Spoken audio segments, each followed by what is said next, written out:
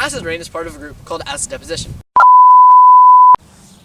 Did you know that acid rain was discovered in 1872 by a Scottish...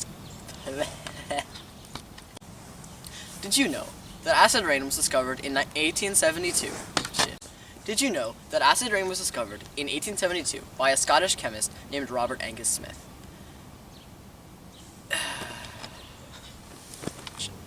The popularity... When acidic deposition finds itself in soil, it strips that soil of the minerals and nutrients. Why does all this matter?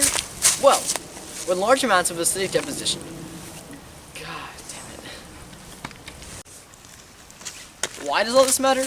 Well, when large amounts of acidic deposition find their way into One more time.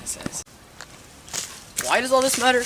Well, when large amounts of acidic deposition find their way into lakes, marshes, and creeks like this.